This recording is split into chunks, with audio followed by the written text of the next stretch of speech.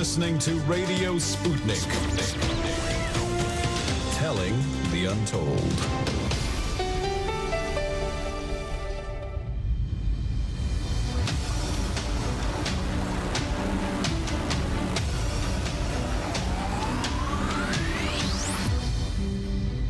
And we are live from America and just outside the Matrix. And by the Matrix, I mean the web of lies that seems real, but is not.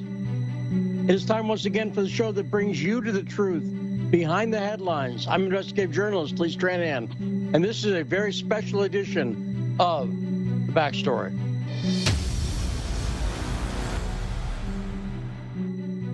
How you doing, Rod? Did you have a nice rainy weekend? Let's talk to Rod first. How you doing? I'm doing well, Lee, and yeah, it was cool. You know, the weather wasn't too bad, so yeah, it was good. How about yours, though? Well, it was weird as it's been. It's right now. It's snowing in 1 degree. It's not even in degrees. I can't even get a plural worked up about it in Sioux Falls, South Dakota. And it was a strange weekend because of the news. We'll talk about that in just a quick sec. Today is a very special edition because we'll be playing the entire speech, the historic speech that Vladimir Putin made yesterday about the Donbass, because I want you to hear it all for yourself, unfiltered. And you know what else I want to do, Rod? This is one of those cases where I'm very happy that we're broadcasting on AM 1390 and FM 105.5. We're going to play the entire Putin speech so everyone in Washington, D.C., even people without the internets, can hear it. You see what I'm doing there?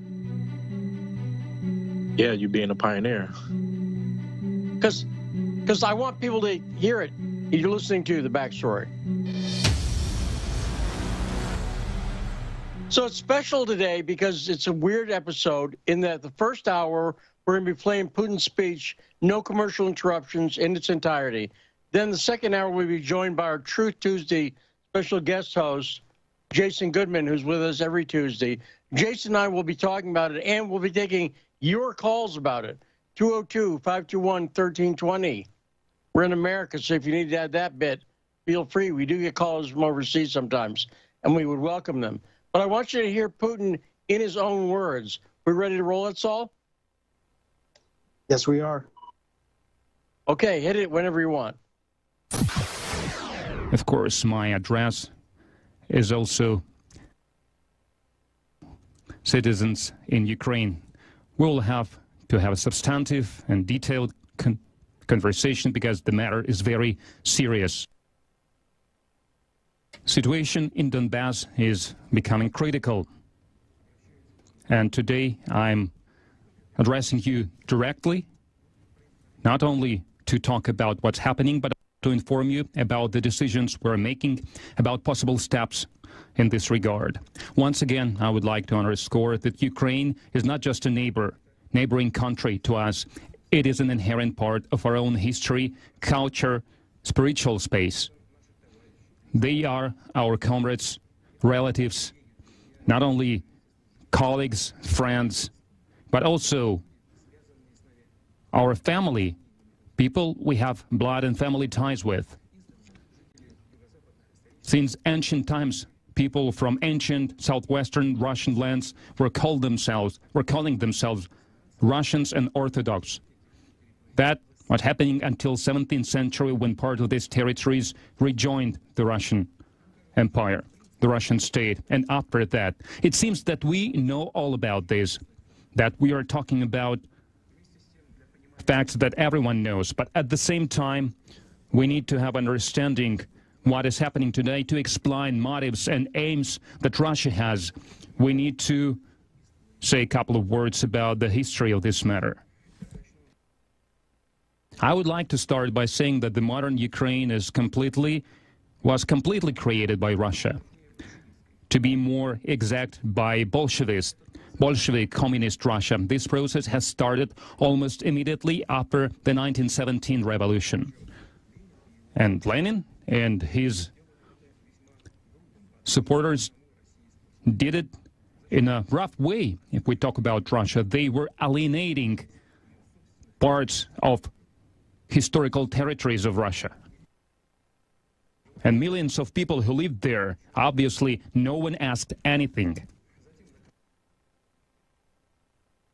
than before the Great Patriotic War, and after it, Stalin added to the USSR and handed over to Ukraine some lands that belonged to Poland and Hungary.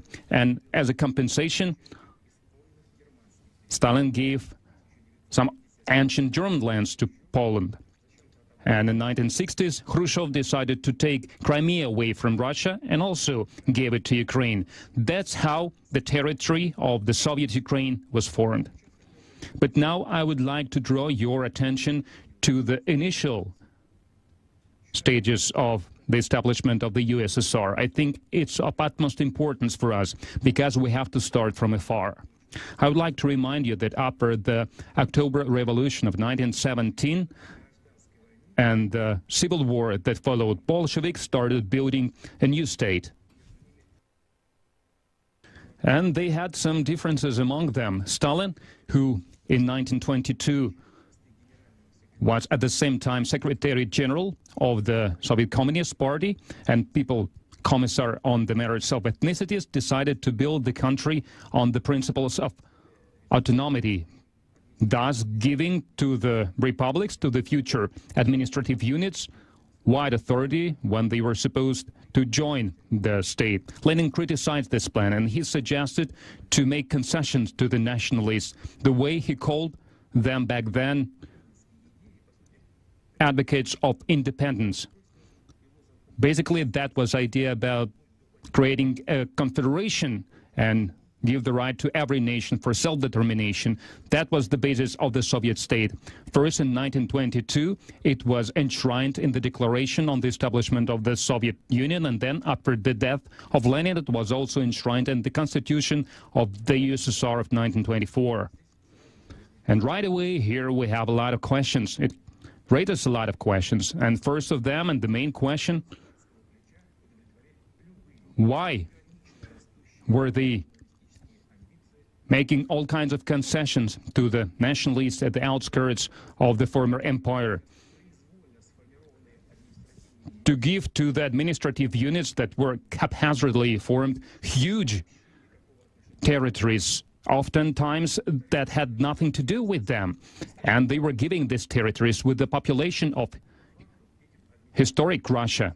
And these administrative units were given status and shape of the state entities. And once again, this begs a question: why did they have to do such generous gifts even the most blatant nationalists couldn't dream of, and at the same time give the republic a right to withdraw from the new state without any preconditions? At first glance, it doesn't seem clear. It seems like madness, but only at first glance, because there is an explanation. After the revolution, the main goal Bolsheviks had was to keep power, to stay at power at any cost. And for this, they went to any length to sign humiliating conditions of the Brest truce when the Kaiser's Germany were in the dire economic situation and the outcome of the World War I was already almost decided, and by giving any concessions to the nationalists inside the country. From the point of view of the historic destiny of Russia and its people, Lenin's principles of building the state weren't a mere mistake. That was much worse than a mere mistake. After the collapse of the Soviet Union in 1991, this has become absolutely obvious. Of course, what happened in the past cannot be changed, but at least we have to talk about it in honest and direct way, without any political agenda, without giving any political color to it. I can only add that the ideas of the current political realities, no matter how beneficial they might seem currently, under no circumstances cannot and should not be a basis of the building a state. I'm not blaming anyone, accusing anyone of anything. The situation in the country back then and after the Civil War and before the Civil War was incredibly difficult, was critical. And now I only can say that that's how it happened. That's a fact, that's a historical fact. And as a result of Bolsheviks' policy, the Soviet Ukraine was created. And we have every reason to say now that it's Ukraine created by Vladimir Lenin. He's its creator and architect.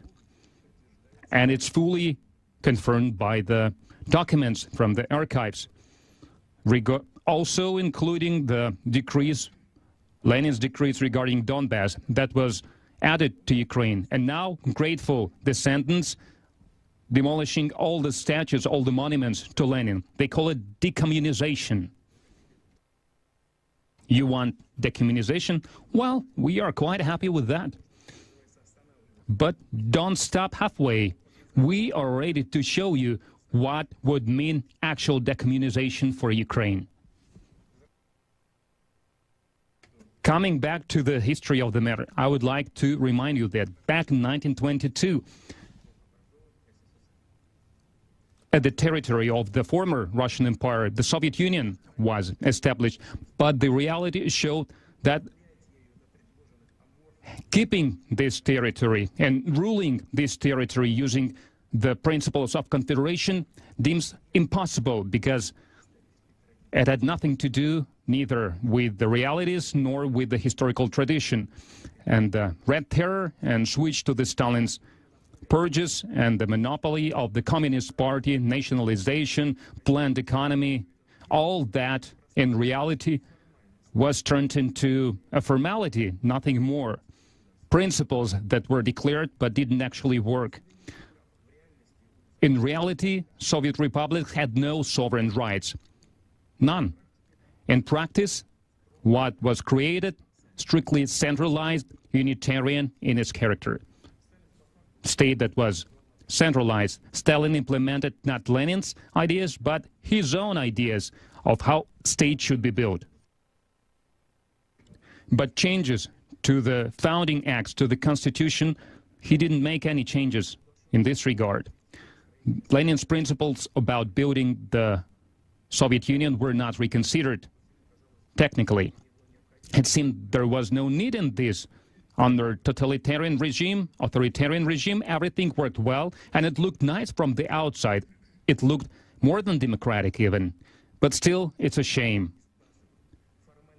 It's a shame that from the formal foundations our state was built on, they didn't clear out this odious, utopic, brought about by the revolution, but destructive fantasies. And in the future, how it often happened, no one thought about it. The leaders of the Communist Party seemed to be confident that they managed to build a strong governing system, that using this policy they managed to finally resolve the national issue. But replacing the notions, manipulating the public moods could cost dearly.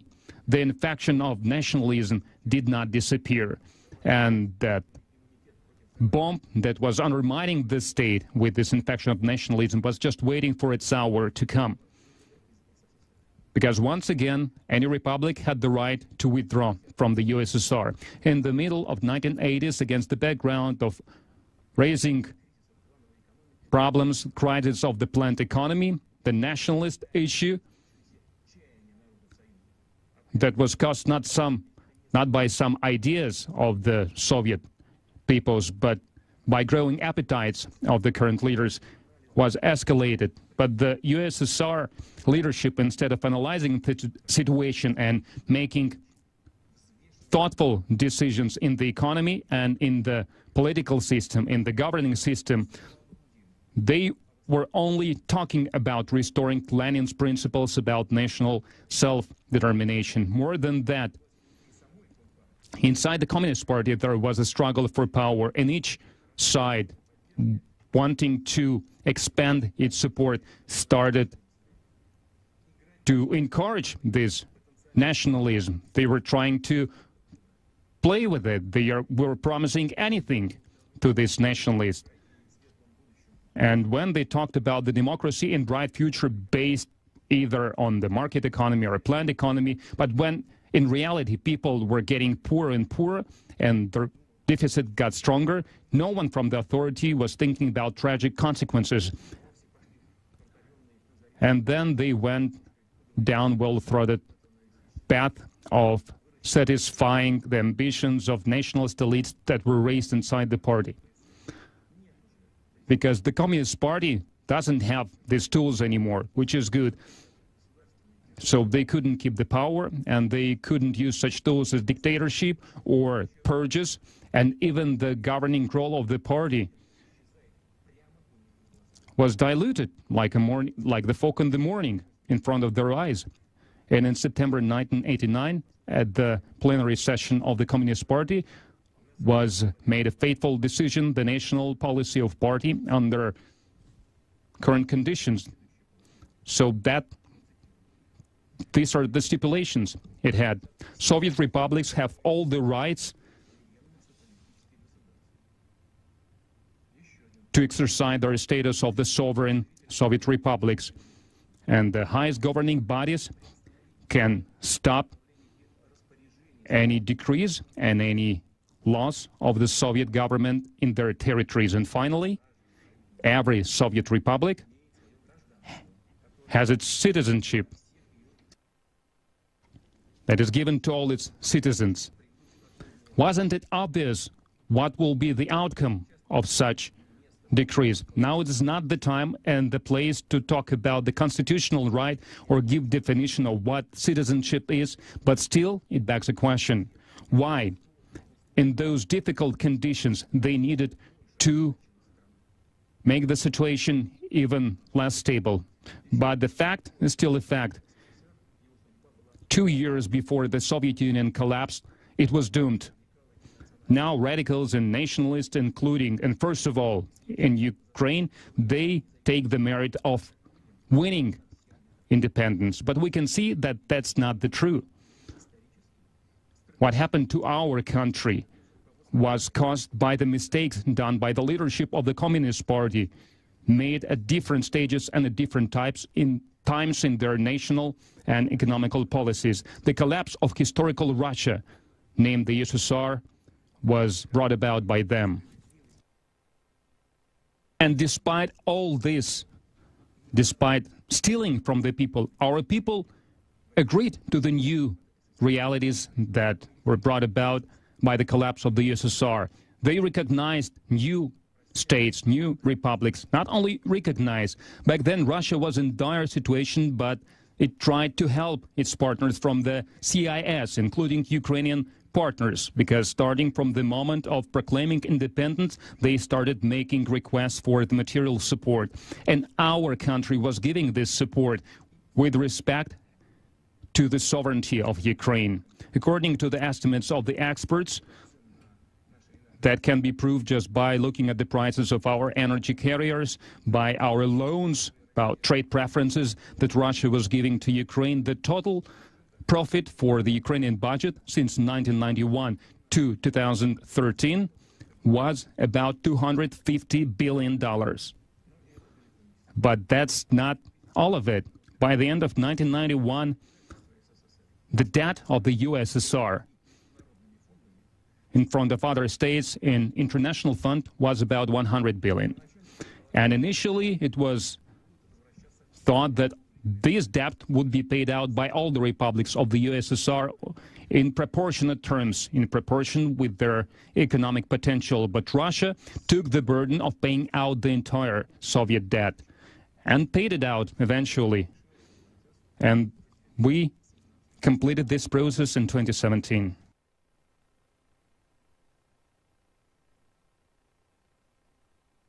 And the other Soviet republics had to renounce from the Soviet assets, and such agreement was signed in late 1994 with Ukraine, but Kiev didn't ratify this agreement, and later they refused to implement it. They were talking about golden reserves and about all kinds of assets of the former Soviet Union abroad. And still, despite the known problems, Russia has always cooperated and worked with Ukraine in an open and honest manner with respect to its interests. Our ties in all kinds of areas were developing So in 2011, the trade turnover was more than $50 billion. And allow me to mention that the trade turnover of Ukraine with all the EU countries in 2019 before the pandemic was smaller than that. And at the same time, it was noticeable that the Ukrainian authorities preferred to act in such a way that to have all the rights and preferences in the relations with Russia, but to carry no obligations at the same time, assuming no obligations. So it wasn't really a partnership. They were just trying to get more from Russia, and sometimes it looked unceremoniously. For example, remember the blackmailing in the gas transit, stealing gas even. I would like to remind you that they were trying to use dialogue with Russia as a tool to blackmail the West. They said that they would get closer to Russia, trying to win preferences. They were saying that if not, the Russian presence in Ukraine will grow. And from the very first steps, they started building their statehood by renouncing everything that was bringing us together. They were trying to twist the historical memory of the generations of people who lived in Ukraine. So it comes as no surprise that the Ukrainian society faced the growth of the radical nationalism that became Russophobic and nationalist.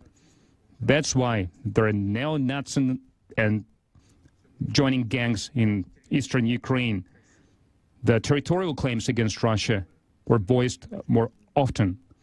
And the outer forces were also using their special services to raise their people in Ukraine and to move them into power, into the government. Ukraine has never had stable traditions of their own statehood.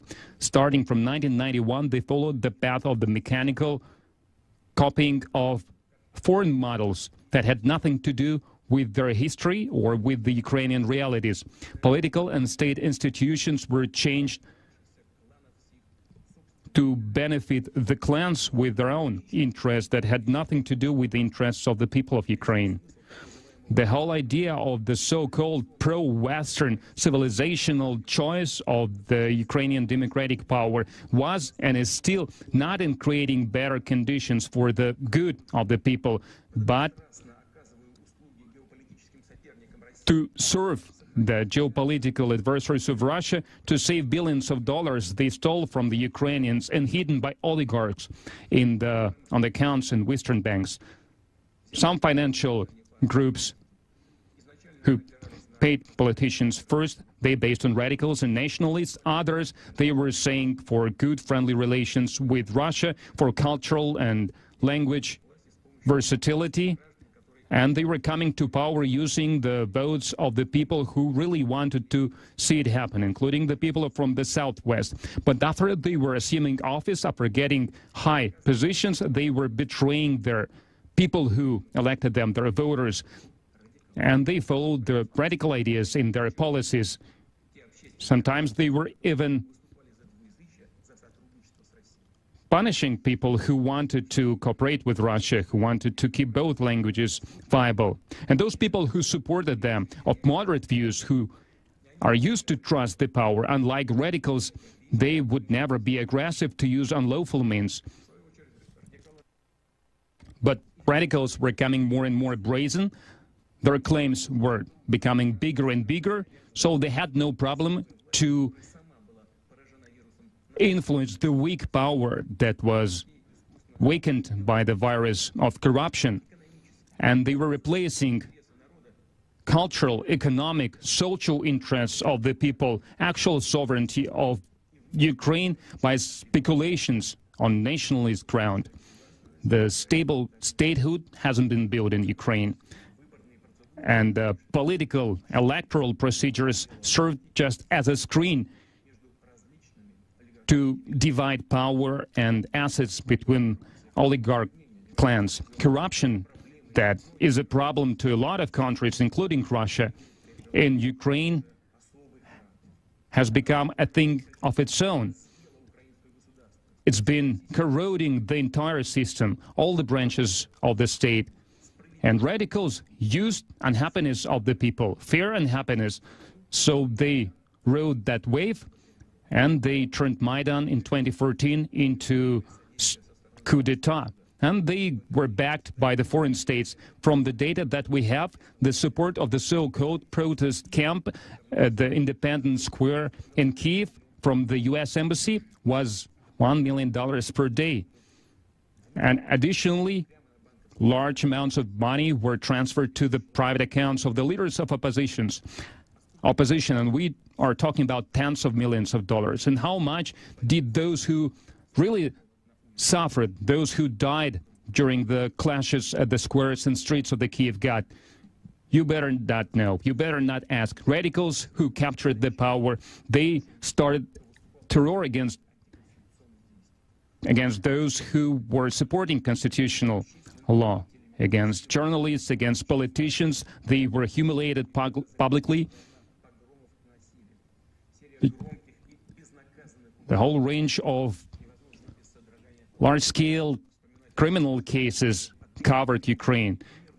We cannot but shudder when we remember about the situation in Odessa, when people were burned alive when they protested the authorities. And those criminals who did this, they are not punished. No one is even looking for them. But we know their names, and we will do everything to punish them, to find them, and to bring them to court of justice. Maidan didn't bring Ukraine closer to democracy. After perpetrating coup d'etat, nationalists and those political forces that backed them brought the situation to the deadlock. They pushed Ukraine into the chasm of civil war. And 8 years later, the country is divided. It's going through dire economical crisis. According to the estimates of international organizations in 2018, almost 6 million Ukrainians, which is almost 15%, not of the able population, but of the entire population, had to move abroad looking for jobs. And as a rule, they were doing some basic work, unqualified work. And here is another fact. Starting 2020, 60,000 doctors and other medical professionals left the country. Since 2014, the water prices increased by almost 1/3. Energy prices increased manifold. Many people have no money to pay for the utility bills. They have to survive, literally. What happened? Why all this is happening? The answer is obvious, because things that they inherited from the Soviet Union, from the Russian Empire, was literally stolen, hidden in pockets. Hundreds of jobs were lost that were giving stable income to the people with the participation of the Russian Federation. Such areas as machine engineering, power industry, plane, aircraft manufacturing, they are either in crisis or destroyed. And the entire Soviet Union used to be proud of these industries. In 2021, the shipbuilding factory in Nikolaev was closed. Famous Antonov concern, starting from 2016, they haven't produced a single plane. And Yuzhmash factory that was building a space-grade machinery, they are almost bankrupt. Same like the Kremenchuk steel factory. As for the gas transport system that was built by the entire Soviet Union, it has become so dilapidated that using it has a lot of risks. And in this regard, we have a question. This poverty, loss of the industrial and technological potential, is that the choice, the pro-Western choice that was put into the heads of the people for years now? Is that it? In reality, everything comes down to the fact that the collapse of the Ukrainian economy goes along with robbing the Ukrainian people, and Ukraine itself is now being controlled from the outside. It is perpetrated not only by the instructions from the West, but also locally by a network of foreign consultants, NGOs, and other institutions deployed in Ukraine. They have direct influence on all the important decisions at all the levels of government, from the central down to the municipal. It influences the main state corporations, Ukrainian railways, energy complex, Ukrainian post, administration of the seaports of Ukraine. And Ukraine doesn't have independent court system anymore. The Kyiv authorities gave the preferential right to choose the members of the supreme legislation court bodies. And via its embassy in the U.S., the embassy of the U.S. directly controls the National Agency on Preventing Corruption, National Anti-Corruption Bureau, Specialized Anti-Corruption District Attorney Office, and Anti-Corruption Court. It's all done under the pretense to increase the efficiency of fighting corruption. Well, okay then, but where are the results? Because corruption is still there. It's even worse than it was.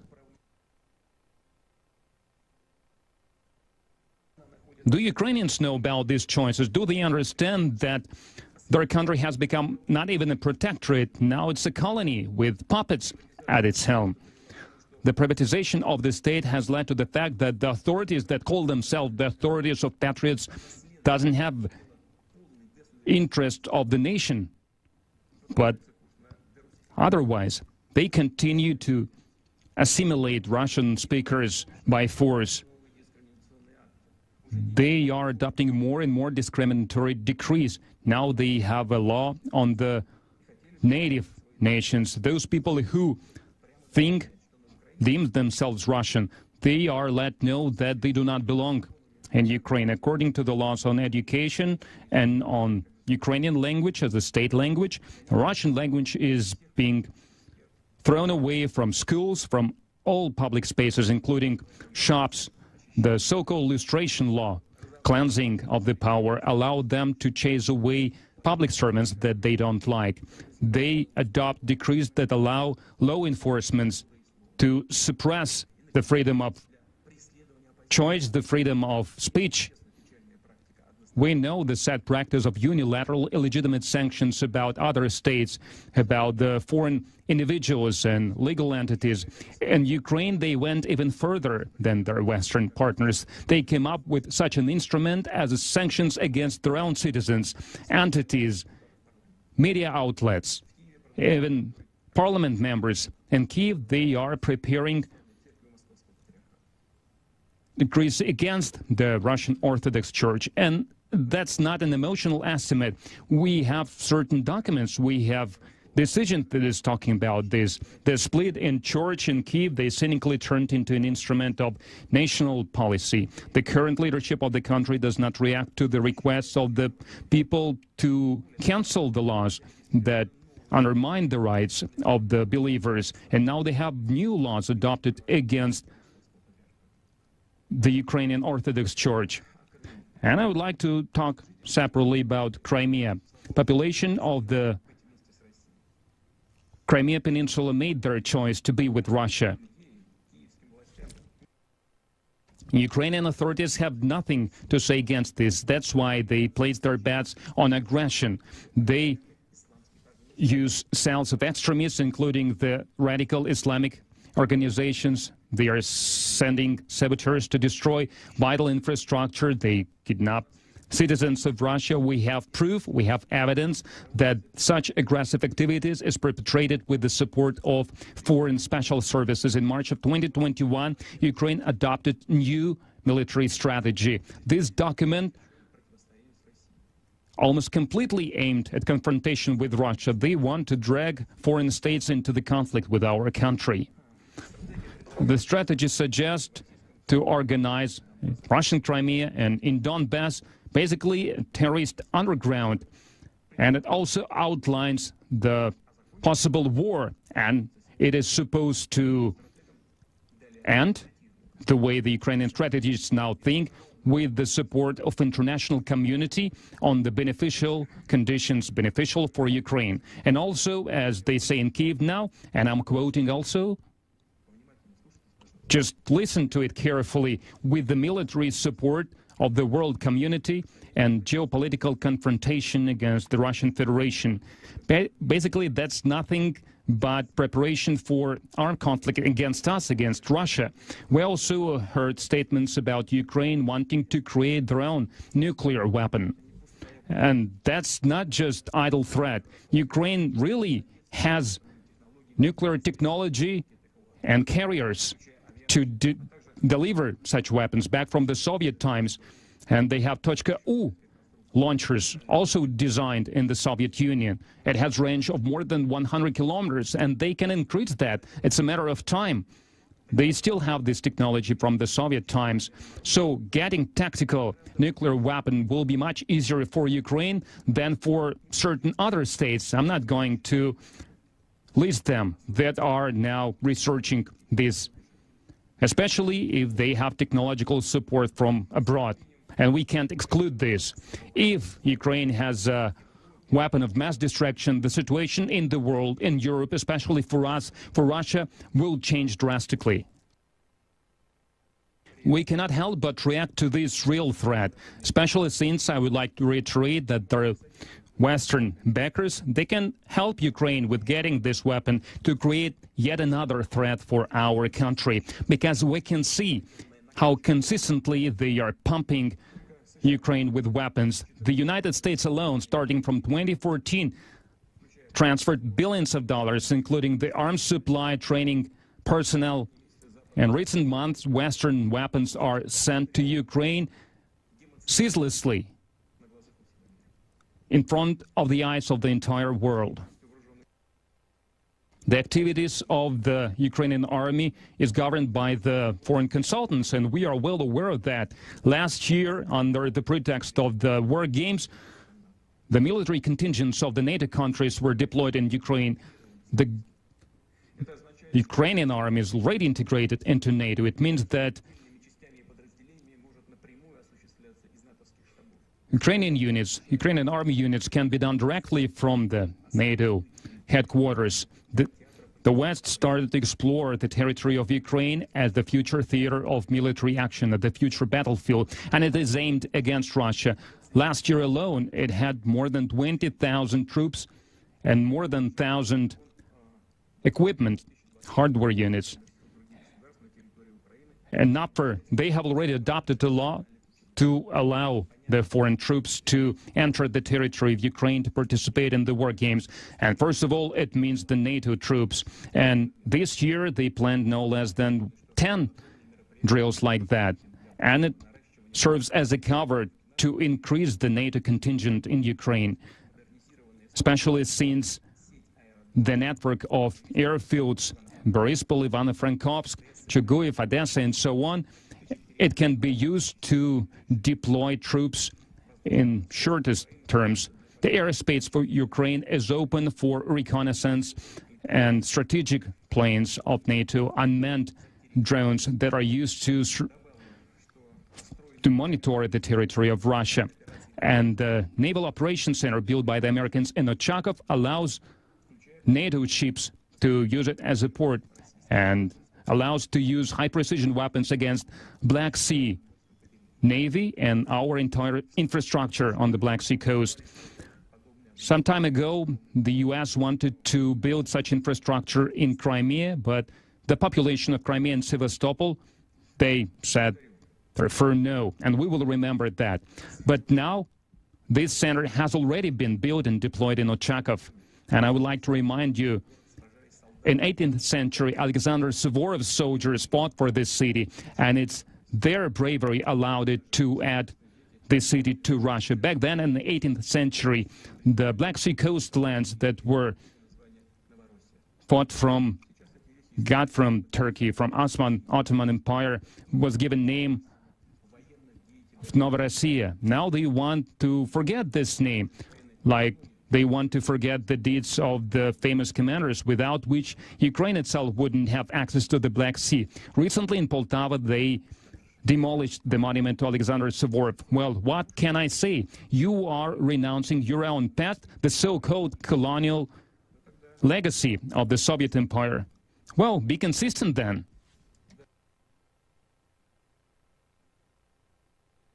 Article 17 of the Constitution of Ukraine doesn't allow military bases of foreign states to be deployed in their territory, but it seems that it can be bypassed. They have deployed training missions of the NATO countries in Ukraine. Basically, that's a military base already. They just call it a mission, and it's done. In Kyiv, they have long declared strategic aim at joining NATO. Yes, obviously, every country has the right to choose their own alliances, to sign military agreements. That's true, but there is one. But in international law, it says there is a principle of indivisible security, which states that one country cannot enhance its security at the expense of security of others. And I can refer here to the European Security OSCE Charter that was adopted in Istanbul in 1999 and Astana OSCE Declaration from 2010. In other words, choosing means to enhance one's security should not create any threats for other states. And if Ukraine was to join NATO, would serve as a direct threat to the security of Russia. And I would remind you, back in April of 2018 at the Bucharest summit of the North Atlantic Treaty Organization, USA forced these members to make a decision that certain states were to join NATO. A lot of European allies already back then understood all the risks of such a step, but they had to subdue to the will of their older partner. Americans used them to pursue anti-Russian policy. Some NATO members still are skeptical about Ukraine joining NATO, and from some European capitals we get a signal. They are saying, so what are you worrying about? It's not going to happen tomorrow. And our American counterparts are saying the same. We say, okay, it is not going to happen tomorrow, but the day after tomorrow then, what will it change? In historical context, nothing. More than that, we know the stance and the statements of the U.S. leadership about the active confrontation military actions in the east of Ukraine would not stop Ukraine to join NATO if it will correspond to the criteria of the NATO Charter and if they can overcome corruption. And they try to convince us that NATO is a peaceful and defensive bloc, so there is no threat for Russia. And they, again, suggest we believe their words, but we already know the value of such words. Back in 1990, when we talked about uniting Germany. Okay, wait. Blinken's going live, you're saying?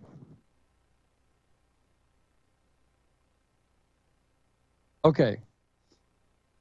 So give me a countdown. Hi, this is Lee Stranahan, investigative journalist. You're listening to The Backstory. We've been listening to Vladimir Putin's historic speech, but now we want to go live. Secretary of State Antony Blinken and the Korean foreign minister are in Washington and doing a press conference. Let's hit that. 2014. A few hours later, he gave authorization to Russian troops to enter those regions. For weeks, we've been warning the world that Russia was mobilizing for military aggression against Ukraine. We've made clear that if Russia invaded, the United States and our allies and partners would impose swift and severe consequences. Now that Russia has moved against Ukraine, so too have we moved on our strong and unified response. This afternoon, the President announced the first round of sanctions on Russia in response to its actions. These have been closely coordinated with our allies and partners. We'll continue to escalate our sanctions if Russia escalates its aggression toward Ukraine. Today, we're implementing full blocking sanctions on two large Russian financial institutions, VEB and Promisbank, both of which have close links to the Kremlin and the Russian military. Collectively, they hold more than $80 billion in assets. These measures will freeze their assets in the United States, prohibit American individuals or businesses from doing any transactions with them, shut them out of the global financial system, and foreclose access to the U.S. dollar. We're expanding our existing sanctions on Russian sovereign debt. We've already prohibited U.S. financial institutions from trading in Russian sovereign debt in the primary market. Now, we're extending that prohibition to the secondary market. These prohibitions will cut off the Russian government from a key avenue by which it raises capital to fund its priorities and will increase future financing costs. They also deny Russia access to key U.S. markets and investors. Starting today, we'll impose sanctions on members of the Russian elite and their family members, all of whom directly benefit from their connections with the Kremlin. Other Russian elites and their family members are on notice that additional actions could be taken against them. These steps are in addition to the executive order President Biden issued yesterday to prohibit new investment, trade, and financing by Americans to, from, and in the so-called DNR and LNR regions.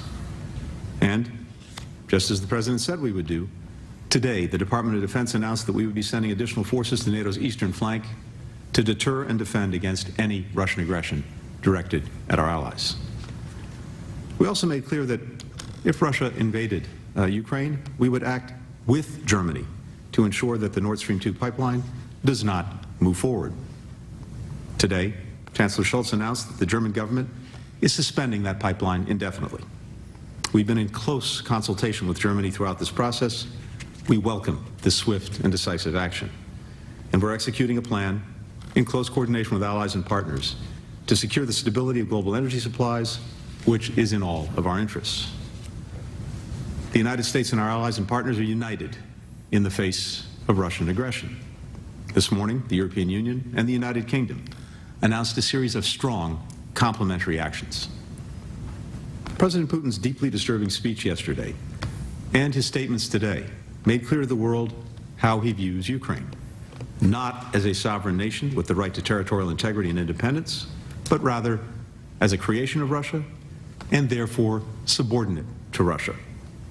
It's a completely false assertion that ignores history, international law, and the tens of millions of patriotic Ukrainians who are proud citizens of a free and independent Ukraine.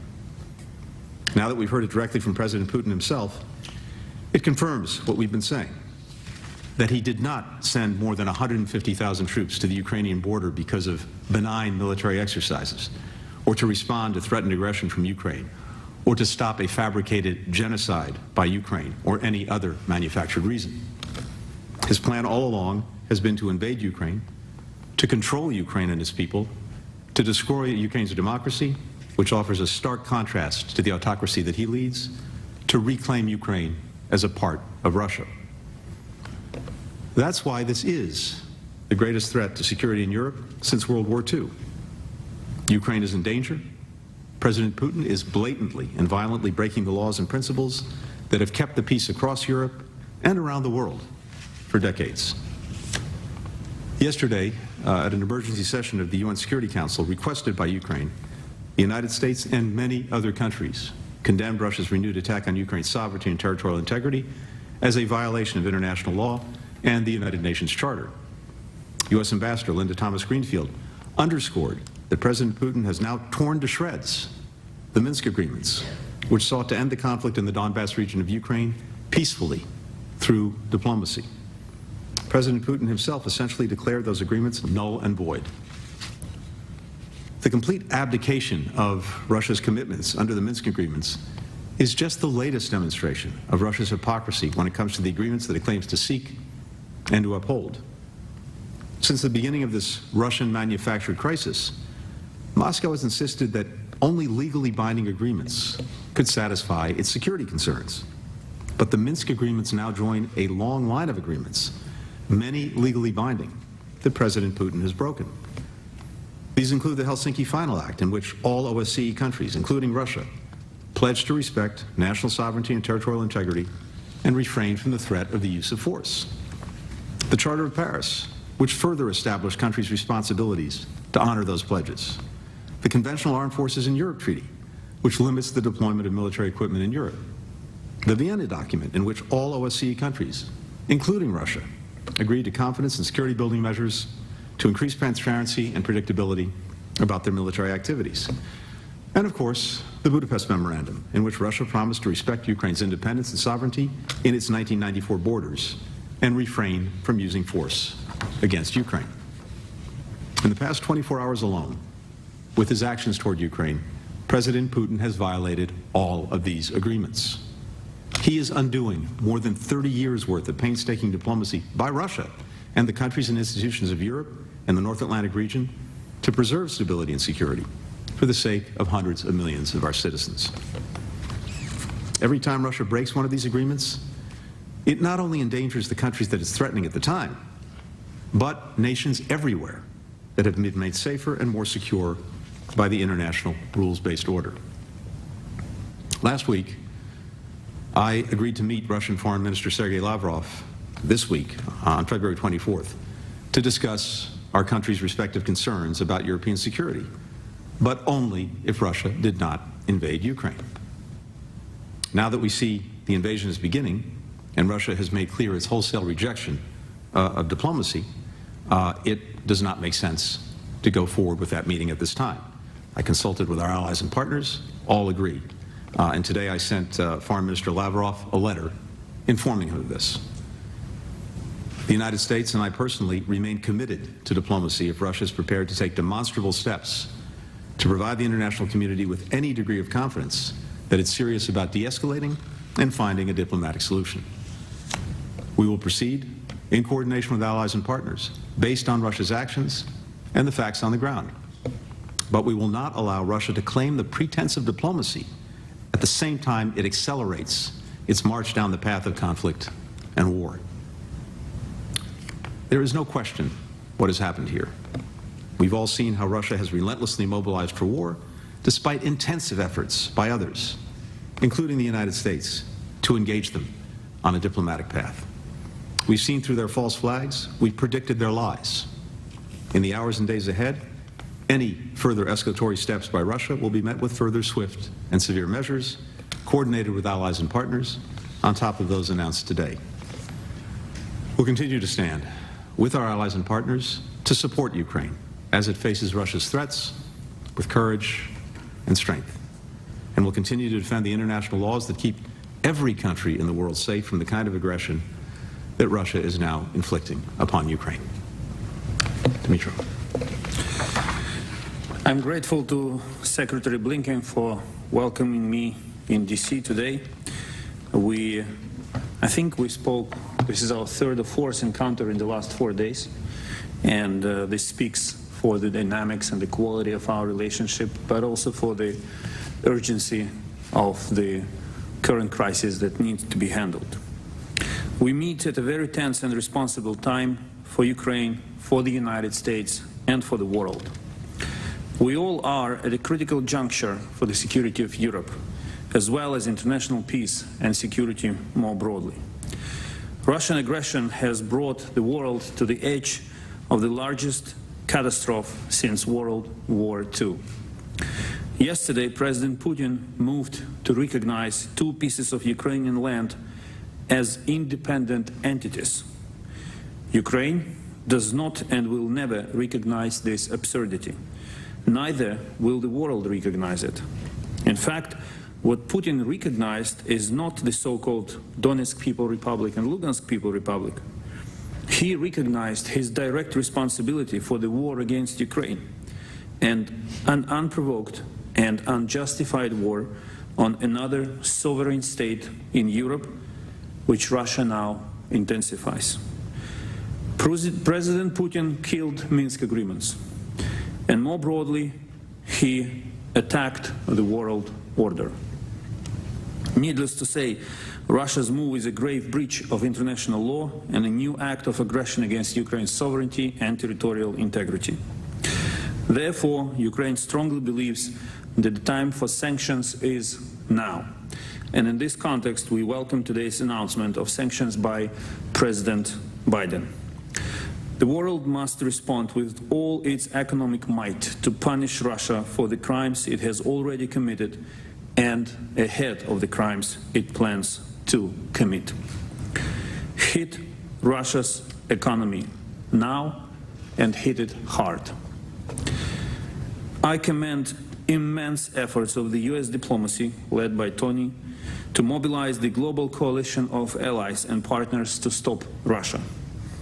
The entire world stands today with Ukraine, and rightly so. Putin wants much more than a war-torn piece of Ukrainian land and people living there. What stops him is only our unity and resolve, and we can still stop him. Ukraine continues the engagement with the United States, EU, and NATO in diplomatic efforts to ease tensions. Yet, we also stand ready for any possible development. We had a focused discussion today with Secretary Blinken on steps to protect Ukraine and our multidimensional resilience. One of the proposals that we put forward today is designing a program similar to the Lend-Lease implemented during the World War II to support the war efforts of the allies in Europe. This program will help to ensure sustainability and will improve efficiency in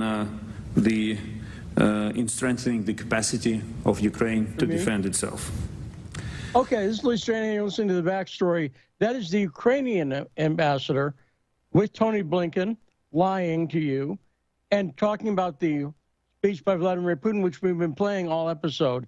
You notice that there's a number of ways they lied in it. First off, Ukraine has never followed the Minsk agreements, ever. And now they're accusing Russia of breaking the Minsk agreements. Suddenly they care about that. Joining us now on the line, by the way, Jason Goodman, who's our Tuesday Truth co-host. Forgive me, Jason. When we don't do the show on Monday, I get confused. How you doing? I'm well, Lee. How are you? We got about 13 minutes left in Putin's speech. We're not able to get it to by the end of the broadcast. I may pick it up afterwards, but we may just take people's calls, 202-521-1320. But to no one's surprise who's been paying any attention, Tony Blinken, it was very predictable. Once Tony Blinken said, well, I'll meet with them diplomatically unless they invade, it was, by the way, no troops are in currently. They've agreed to it, but no troops are there yet. I'm just saying. Mm-hmm. So technically, there hasn't been an invasion yet, but it doesn't make any difference. The big thing that was the headline there is Tony Blinken says negotiations are off. And I got to say, I don't think that's good for anybody. No. What do you think, Jason? You know, Lee, it's a very frustrating situation because I see what's being done. We can even explain to some extent what's being done, but it's still effective. And by that, what I mean is setting aside for a moment the content of Putin's speech or Biden's speech. It was difficult for me to get through the Putin speech because we're dealing with a translation. And, that's got problems and everything. But the approach is what I'm talking about. Biden's speech, irrespective of what he's saying about anything, it's equivalent to an infomercial where somebody in like a really expensive sweater is trying to sell you a crappy blender for $19. And you know it's a piece of crap, and he knows it's a piece of crap, but his enthusiasm and his sales pitch are so over the top. You got to get that blender. And Putin's approach was, I felt like I had just arrived at a Russian History 201 class, and I say that as a compliment because he was speaking to the public as intelligent peers who deserve to understand what is going on and why it is going on. Well, that's a great point. We got to go to a break here, Jason. We'll come back. We'll pick that up. But I think that's why Edward Snowden, of course, the whistleblower, said yesterday he'd never seen anything like the Putin speech. And I don't think he meant that in a bad way. Yeah. But you don't hear world leaders who seem to command the subject matter like an academic, like a well-informed academic. We got more coming up right after this short break on The Backstory.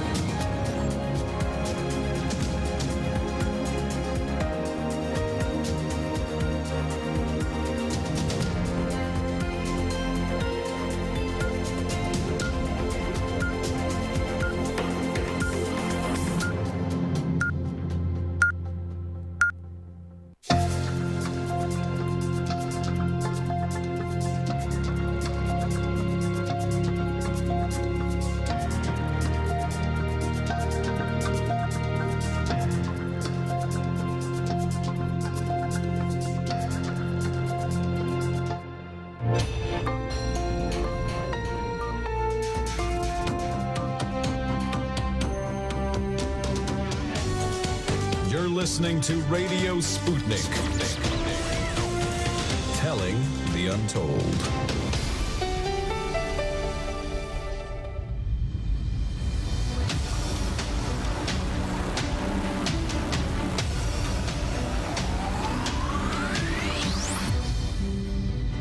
We are back. It's time for the second hour today of a special edition of the best damn talk show in the world, and there's a reason for that.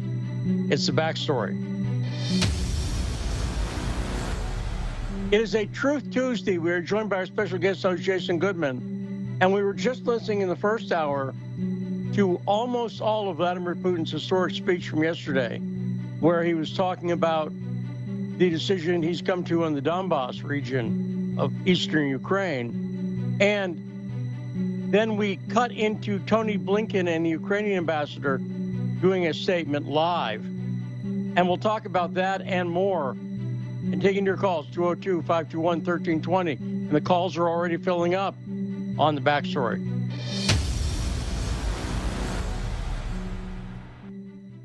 It was Ukraine's foreign minister, our multifaceted engineer, Saul, is telling me. So yeah, I didn't want to say that and then be wrong and give the guy a promotion he hadn't earned. So I wasn't 100% sure on that. But Saul, who we got on the line? We got Medea second, then Owl Killer. Who's first? Steve? Robert from DC. Okay, Jason, I want to go to Robert from DC first here on the backstory. Robert from DC, what's on your mind? Just a comment and then a question. First of all, I want to thank you for the outstanding programming that you are offering. No other station or media outlet that I know of tells us what's really going on in Ukraine, so I want to thank you for that. My question has to go with the relationship between the Ukrainian people and the Russian people. If I understand what President Putin was saying, he really considers the Ukrainian people to be like extended family. Am I understanding that correctly? Yes, President Putin started by addressing the Ukrainian people directly and saying that we are like family. And in a lot of ways, they're literally like family. There are blood relations. And perhaps our co-host today, Jason Goodman, can speak to that because he had a wife who is Ukrainian but considered herself Russian. Correct, Jason?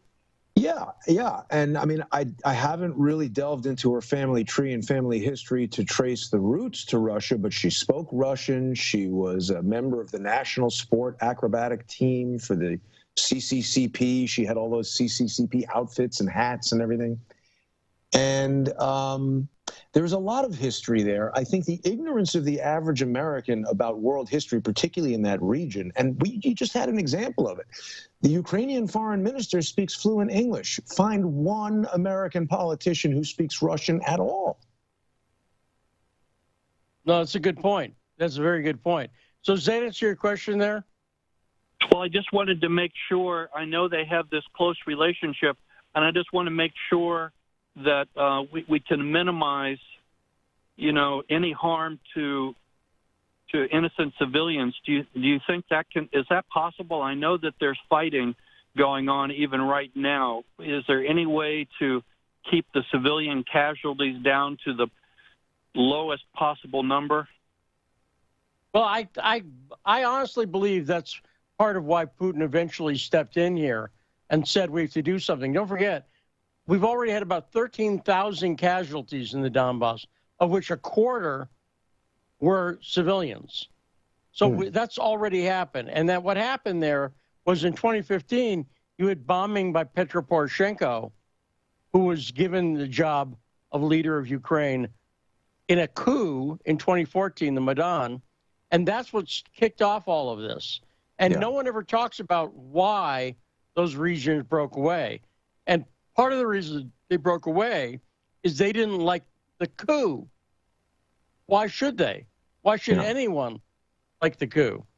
But I think that's part of what's going on. So do I think they'll be able to do it? I don't think so. And I can talk about this, but I don't throw the word Nazi around lightly. And I can talk about that in a little bit, but I want to make sure we get to the calls too.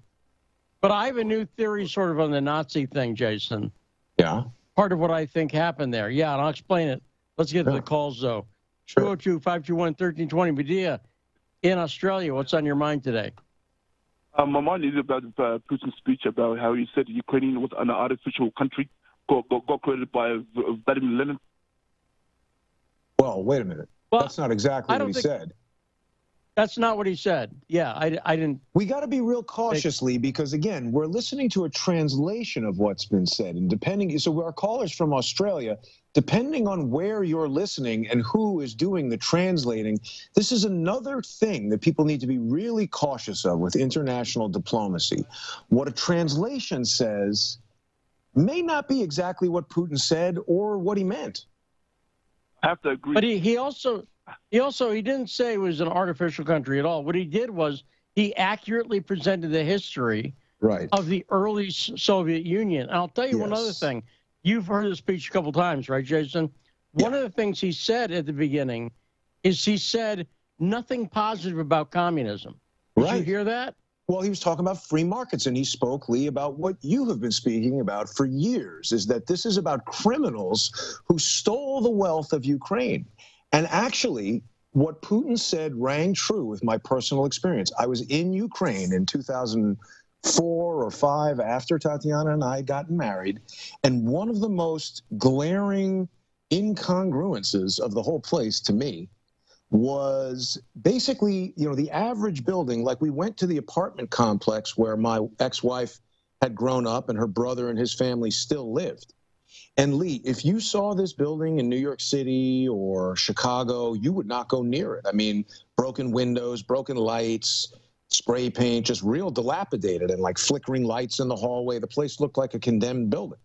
But when we got to her brother's apartment, I mean, it looked like a brand new, nice apartment with, nice IKEA type, modest but new, clean furniture. And it was such a dichotomy to me, I couldn't believe it. As you would walk around Kiev, it looked just drab and like a bunch of old, crappy buildings that were probably crappy when they were new. And in the middle of that is like a shopping mall that looks like it should be in Miami with a Maserati dealership in it. And last night, Putin said that international criminals stole the wealth from the people of the former Soviet Union and Ukraine, and they're now hiding it. He's talking about Joe Biden and what was going on with Burisma, but no one in the mainstream news in the United States is talking about that. Now, I got to say, in defense of that apartment block, I live across the street in Sioux Falls, South Dakota from a Walmart. It's a plain-looking apartment building, but if you came inside, it looks like the apartment's owned by a hippie warlock who opened a strip club. That's what I'm saying. And if you were here, that would make a lot of sense. I've got a lot of hue lights and stuff like that. If you were here, you'd go, that's an accurate description. Nice. But no, so one of the stories that I see coming out now is a lot of people are lying about what Putin said. Yeah. That he implied that he owns Ukraine. That's not what he's saying. What he's saying is, this is the history of how we got to where we are. And he was critical of the Bolsheviks, critical of the Soviets, saying they were harsh and they did not take into account what the people wanted. But then he said they gave them lots of land sort of as a recompense. And he talked about that's had an effect as well. So Medea, anything else? But both Jason and I picked up something we don't think you're accurate on. Medea, go ahead. I appreciate both of you what you're saying. It was a lost translation. I shouldn't see it. It was a lost translation. Yeah, but the other thing that's important to remember is that, in his response to Putin, Joe Biden, first of all, that was just a terribly incompetent speech by any measure. And compared to Putin's, it was just embarrassing. Embarrassing. Yeah. And he said, who in the Lord's name does Putin think he is to determine what is a country and what is it? And I'm thinking, didn't the United States and England do that with Israel in 1947? And he's now expressing this outrage at Putin, essentially saying, well, these people here say it's their country and they want to break away, and they contacted us and said they want our protection. That's what Putin's saying, isn't it? Yeah, it is. And it's very clear that that's what's going on. they've been pushing for this for a while. These republics in Donbass, which, by the way, I'm going to say something too. Do you know what? Jason and I do a Patreon show called High Dive every Wednesday. We'll be doing it tomorrow. And tomorrow, Jason, I've got a prediction on what the topic's going to be. Ready? Yes. Christina Freeland. I like it. Yeah, right. The Deputy Prime Minister of Canada. Deputy Prime Minister of Canada, one of the people leading the stuff against the truckers. Right. And by the way, I'm seeing people go after the truckers on the left and attack the truckers. You're making such a huge mistake. Don't you get who is attacking the truckers? Because Christina Freeland is right at the center of that story up in Canada. She's also at the center of the Ukraine story because she's the one who got Petro Poroshenko back in. She's been in charge of Ukrainian policy in Canada for years. Her grandfather was a Nazi. We'll talk about that. But you know what the other story Christina Freeland's right in the middle of, Jason? Which is it what? Relates to the one in COVID-19. How's that? Because she is a deputy also over at Klaus Schwab's. Oh, God. Look at her relationship with Klaus Schwab. He's been dubbed and Soros. Anal Schwab is his new nickname. And we'll be talking about on the show tomorrow, we'll be talking about how Klaus Schwab from Davos, from the World Economic Council in Davos, which she's part of. And if you go and you can find plenty of quotes, him talking about Trudeau and her and other Canadians as part of this young leaders group. Right. She's right at the center of the COVID-19 thing. Wow. And she's right at the center of what's going on up in Canada. She's right at the center of Ukraine. She's got connections to Schwab, direct connections to Schwab and to Soros. Her Soros connection goes back to when she was 20 years old. Mm-hmm. And it relates to the Nazi thing that I'll give you my theory on, but I want to make sure we get to a couple more phone calls because I wanted to play the speech today. This is my idea for the show. If I can sound like a douchebag, my vision. I realized that, and again, I love hosting the show over in Sputnik. We're on AM and FM. I realized we could blast on people's boomboxes in the D.C. area Putin's speech from yesterday and play it, not just clips, but play it basically in its entirety so people can hear it for itself. And I agree, it's not, it's not real listenable for American audience because it's so dense, and with the translation, it's just a difficult type of content to be able to comprehend. But I felt it was important to get it out over the D.C. airwaves. Yeah. And you see what I'm saying there? Yeah. Especially and it's also going to be preserved this way on multiple channels, Spreaker and so on. Yeah, that's a good point. You follow me? Yeah. Well, and talk for a second, Lee, if you can, about this statement from Edward Snowden, where he says he's never seen anything like, because I agree. I've never seen a politician speak so candidly, honestly, and go as in-depth on a complicated problem as Putin did. And in a completely respectful way to Ukrainians. Right. He starts by saying, I'm talking to you, my Ukrainian brothers and comrades. That's what he says. Yeah. And he also makes, it's interesting, there's one point in the speech where he says, I'm not putting any blame on anyone here. Yes. Talking about the history, just saying the history is what it is. Well, no one can dispute the history. It is what it is. You may not like it. And Putin is empathetic with people who don't like it. Yeah. And he talked about the situation with Stalin and Lenin and the fighting between them. And when he says they're trying to, he says at one point in there, people can listen, go back and hear it. He says at one point, they're pulling down the statues of Lenin, trying to decommunize. And he said, and we're fine with you if you want to decommunize. He says that. Then he says, I thought the decommunizing was talking about, giving people the stocks and all the formerly owned national assets. Well, that's there too, but he's talking about specifically people pulling down the statues of Lenin. Right. It took me a couple times before I understood this. And then he said, if you want to decommunize, fine. But if you really want to decommunize, go back to pre-1917. And what was the situation with Ukraine and Russia like then? And he said there was no separate Ukraine prior to, he said that's when it began to be separate. So he says, be careful what you wish for, basically. You might get it. So 202-521-1320. Real quickly, I want to go to Owl Killer. Owl Killer. Stop killing owls. Tell us what's on your mind. That's what I thought. Let's go into the realm of the owl, the return of Pluto. You know, yesterday was the return of Pluto, and the last time that happened, when the last time that constellation was over the United States, was July 4th, 1776. Whoa. And we know that... Interesting. And also, yeah, very interesting. You want to know something else? How did Putin arrange that one? A harp. You figure...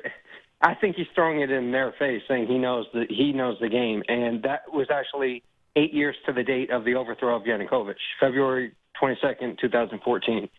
He sent a message with this 100%.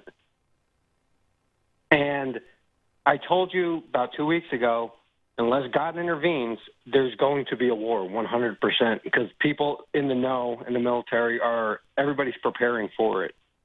So I think this is what happens when all else fails. They take you to war. I think I think the world currencies are done, and they need something to bring in the new system. And I think that this war is inevitable unless the people decide to shut it down. Well, we haven't even gotten to the part where Vladimir Putin talks about Bitcoin and cryptocurrency at the end of the speech. Did you catch that in the speech yesterday? I did Owl Killer? I did not at all, but I think the Sputnik version that you played is the best translation. I was glued to it, and I have never... It was. I want to get to the phone calls and then finish up this, if that's okay, Jason. We got about 13 minutes left in it. Because I want people... And do you know about cryptocurrency and El Salvador, Jason? Let me just ask you that. I think they legalized it recently as tender. They not only legalized it, they said they want to formally endorse cryptocurrency in El Salvador. But that made it go down. Isn't that interesting? It is, but it doesn't seem to have really... It's not the same as if like Russia or the U.S. or China did that. It's not, but it's a whole country. It's interesting. It is interesting. And in case my boss, not your boss, I'm the only one with a boss here. But in case my boss is listening, you know, if you want to send me down to El Salvador to cover that story, I'm in a place right now where it's 1 degree. And I was looking, have you seen downtown San Salvador? They've also dramatically cut the crime. You know about that? I don't know much at all about El Salvador. El Salvador used to have a very high crime rate, and they've dramatically cut it down.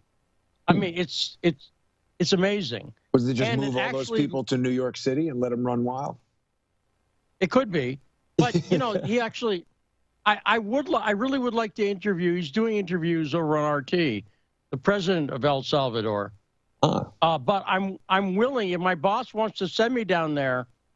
There's some nice luxury hotels in downtown San Salvador. I'm just saying, I've got a microphone I can travel with. I think I did see a thing that this president he's like a very young guy, and that's why all the cryptocurrency stuff is happening. Is that correct? That's part of it. And his brother also is an advisor. He knows a lot about crypto. But I find that very interesting. And we'll listen at the end of Putin's speech. You'll hear it comes up. But let's quickly get to, I think this is Ingrid then Tarif. That's it, right, Saul?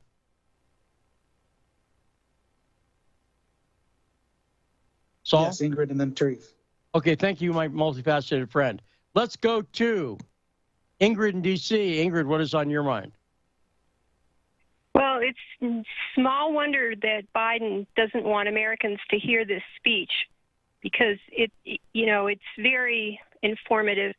And also I was so happy that he focused on the Odessa fire, and I'm happy that genocide has come out, and the the way that Biden is mocking this shows this hypocrisy and this irony on the very day that they're making a big hate crime deal out of the killing of Ahmaud Arbery.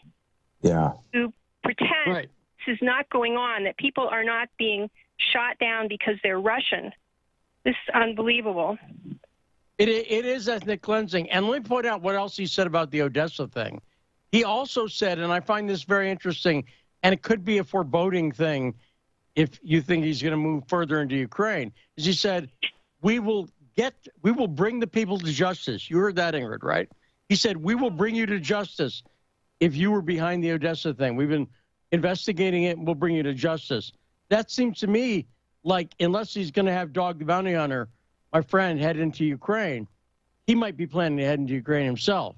You see what I'm getting at, Ingrid? That was the best part. Thank you for reminding me. I'd forgotten, yes, because just like they, got a hold of these white guys for that, they know who the killers are. So yes, go for it. Right. And by the way, of course, if they do that, the U.S. will attack him. If he did that, if he went after a mass murderers, racist mass murderers, and I want to go to Sharif, then I'll explain my Nazi theory, Jason. It's a new one. Yeah, I want to hear it, yeah. So 202-521-1320. Our friend Sharif, what's on your mind? Great call today, everyone. Thanks. Sharif, what's on your mind? First, I'd like to say free Julian Assange. Here I go. I got a couple of comments. Several comments. First, I'd like to say, let your plans be dark and impenetrable as night, and when you move, fall like a thunderbolt. That's from Sun Tzu, The Art of War. Yeah. Just Putin there. The end of the unipolar world is over. Now you have the new world order, which is the multipolar world with Russia, China, Eurasia, and the different parts of the world. Here I go.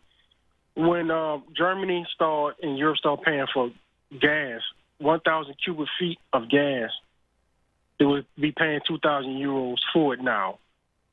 Yes. The future market for natural gas will benefit Germany. Not Germany, Russia. The futures. Right. Germany is at 4% right now in the reserves. They're doing bad. Also, Belarus. Most people didn't think this, but Russia don't really have to hit Ukraine. It could be Belarus can hit them from the flank, driving neo-Nazis down to the sea. China have Russia's back. They don't have to trade in euros, even though they signed a contract for petroleum and natural gas that's in euros. They can switch to the Chinese currency or the Russian currency or some other type of currency, so they can switch. This will not hurt Russia. This will hurt Europe. It will hurt Europe so bad because Russia is giving Europe 43.9% of natural gas coming from out of Russia going to Europe. Europe will have economic crisis, especially with Poland. Poland is going to be the first one to collapse. Europe's going to step in. They're going to try to take over Europe economy, dealing with taking over the euro. Okay, if the West start to collapse any further, because the U.S. is actually the maintainer of the West transatlantic trade. If they collapse, that's it. Then you're going to have the rise of Eurasia and China, Russia, places of that nature. So the thing is this: now is in the era of maybe a war, a small-scale war, or a full-scale war, because now the transatlantics, the peoples in the West, the game is out of their hand now. Ain't no mysticism trying to say, oh, this is going to happen on this date. Nah. Russia just did a move, a karate move to the West. Now the West is panicking. So let's no, I agree. I agree, Drew. And let me say this: bad move, Germany. Whoever planned that was that same person who came up with Operation Barbarossa, because this is not going to end well for you, Germany. You're going to get very pissed off people who are already. Have you seen the protests, the COVID-19 protests in Germany, Jason? Yeah. They're already a little pissed. And when they realize what's been done to them. And they know that RT was shut down in Germany. We talked to Peter Oliver about that last week. Right. I forgot about that. Well, let me say this, too. Keir Starmer, Sir Keir Starmer, by the way, when the head of labor has a sir in front of his name, you're in trouble, UK. But Keir Starmer came out today, and he wants RT shut down in England and everywhere. Keir Starmer called for the shutdown of our sister network, RT. And here's the thing. I'm still going to keep, whether I'm working here, whatever happens, I'm not going to shut up. You know that, Jason. Yeah. And my opinions aren't going to change if I was working here or I wasn't working here. That has no impact on anything. But this move, if Keir Starmer gets his way and RT gets shut down, it's going to make RT more desirable. Does that make sense, Jason? Well, it's anytime you ban anything. You know, when they started saying, go ban Joe Rogan, I saw 1 million people tweeting saying, you know, I never listened to Joe Rogan before, but he's kind of interesting. So it's only going to drive more interest. This is what we're experiencing. Who would have thought that by 2022 we'd be living in a censorship-filled world with people who think that less debate is the solution to any problem? It will become as popular as Keir Starmer's wife's OnlyFans account. Now, I'm not saying that exists. Yeah. That could be Russian disinformation right there. But, or it could be just I'm insulting him. Right. You know, that's what I'm doing more, Jason. Perhaps there's an OnlyFans page. Great calls. I want to go to a quick break here. Then when we come back, Jason, we're going to play the last 13 minutes of Putin's speech, and we'll pick up and we'll talk about it here on The Backstory.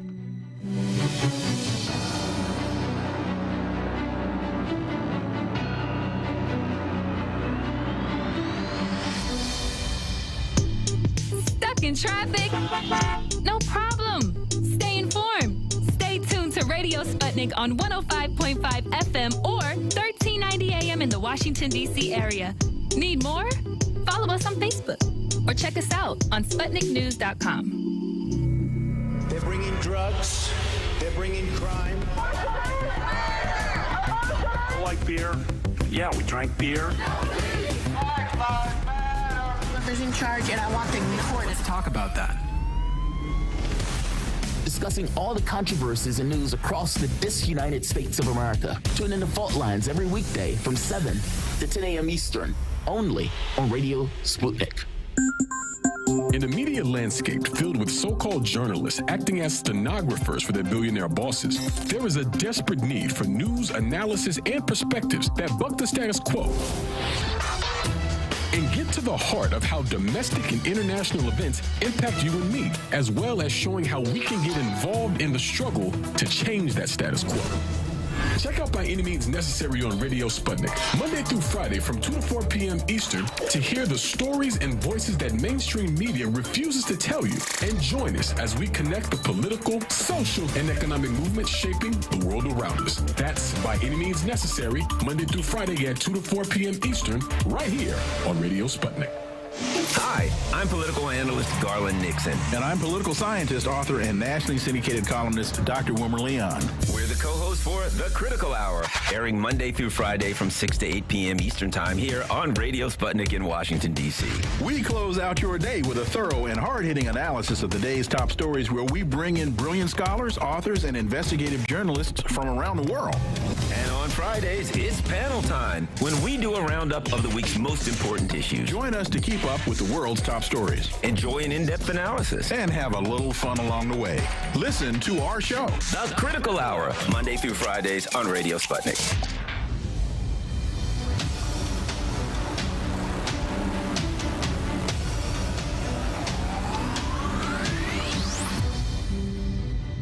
We are back. I am investigative journalist Lee Stranahan. We are joined by guest host Jason Goodman on a Truth Tuesday here in our rotating lineup of guest hosts.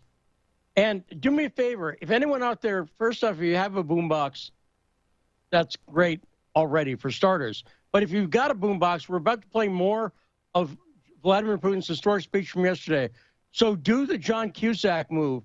No, not being a jerk to people on Twitter, but from say anything. You know the move, holding the boombox up over your head, right? Yeah. Stand wherever you are, get off the metro, or do it better yet, on the metro. Play Putin's speech loud and proud.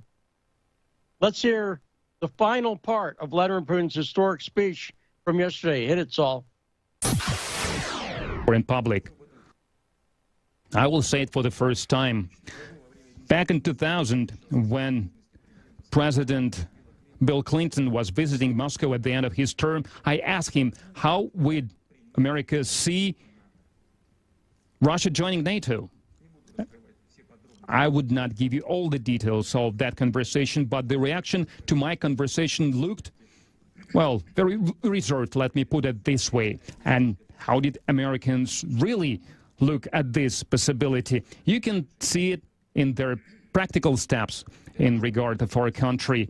Open support of the terrorists in North Caucasus,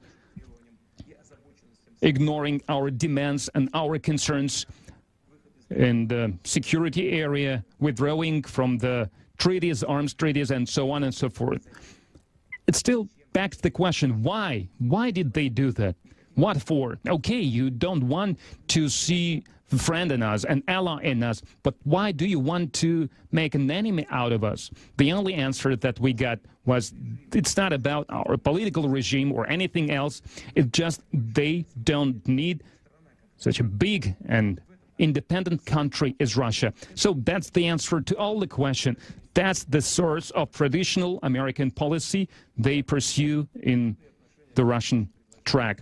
That's why they react like this to all our proposals about security. You only need to look at the map to see how did the Western countries keep their word about non-expansion of NATO eastwards. They just lied to us. We had 5 waves of NATO expansion. In 1999, Poland, Czech Republic, Hungary were joined NATO. In 2004, Bulgaria, Estonia, Lithuania, Slovakia, Romania, and Slovenia. In 2009, Albania and Croatia. In 2017, Montenegro. And 2020, North Macedonia. As a result, the alliance, its military infrastructure, has drawn really close to the borders of Russia. That's one of the reasons, of the key reasons of the security crisis. It affected the entire system of international relations. The mutual trust was lost. The situation continues to get worse in strategic area as well. In Romania and in Poland, as part of the U.S. project, they deploy anti-missile defensive systems. We all know that the launchers deployed there can be used for cruise missiles Tomahawk. That is a strike weapon, strike system. And USA is also developing Standard 6 missile. It can not only be used as an anti-missile defensive tool, it can strike at targets on land and on the sea. So they are expanding their infrastructure and they get new offensive capabilities. From the information that we get, we have every reason to believe that further deploying the sites, the facilities of North Atlantic Treaty Organization, this decision has already been made. That's just a matter of time. We understand clearly that under this scenario, the level of military threat for Russia will be increased manifold. I would like to draw your attention once again that there will be bigger threat of immediate attack against our country. In American strategic documents, in their doctrine, there is such a possibility of preventive work against the missile complexes of the adversary. And who is the main adversary of the United States? We all know that, Russia. In NATO documents, our country is officially directly called a main threat to the North Atlantic security. And Ukraine will serve as the platform for such an offense. If our ancestors heard about that, they would probably thought that it's impossible. We don't want to believe that either, but that's how it is now. I want people from Russia and Ukraine to understand that. Many Ukrainians' airfields are positioned close to our borders, and strategic NATO airplanes using high-precision weapons can strike targets in Volgograd, Samar, and Kazan and Astrakhan. Using reconnaissance tool will allow NATO to control the airspace of Russia up until the Urals. And finally, after the U.S. withdrew from the INF Treaty, the Pentagon has openly started developing a whole range of the land-based missiles with a range of 5,500 kilometers. If such systems are deployed in Ukraine, they can hit the targets in the European Russia and also behind the Urals. And the travel time of the Tomahawk missiles to Moscow will be less than 35 minutes. Ballistic missiles, 7-8 minutes. And the hypersonic offensive weapons, 4-5 minutes. That's like having a knife against our throat. And I have no doubt they plan to implement these ideas. And as it has been done previously when they expanded NATO to the east, moving infrastructure, military infrastructure closer to our borders, ignoring our protests and our warnings, they just didn't care about that. They did whatever they deemed necessary and appropriate. And I believe they plan to continue doing like that, because they see us as a dog barking at the caravan. We have never agreed to that, and we never will. Russia was always standing for resolving the most difficult issues at the negotiating table. Diplomatically, we understand our responsibility for global stability. Back in 2008, Russia has come up with an initiative on signing an agreement about European security, and its gist was that no state, no international organization in European Atlantic could not enhance its security at the expense of security of others.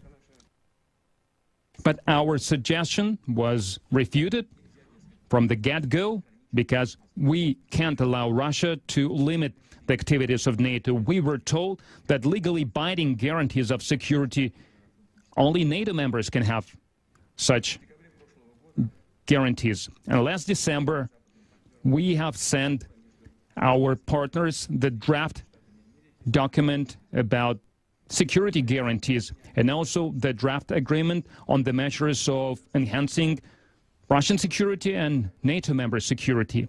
In response, NATO members and the U.S. were saying a lot of words. There was some reasonable ideas, but they were talking only about secondary things.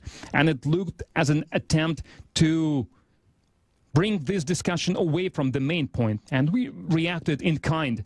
I would like to emphasize that we are ready to negotiate, but only on the condition that all matters will be considered as a package in complex, without going away from the main proposals made by Russia.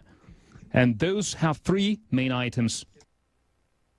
Firstly, non-expansion of NATO to the east, non-deployment of offensive weapons next to the Russian borders, and finally, bringing back the military infrastructure back to the Confederation of 1997, when the founding act was signed between Russia and NATO. These principled proposals were ignored. Our Western partners, once again,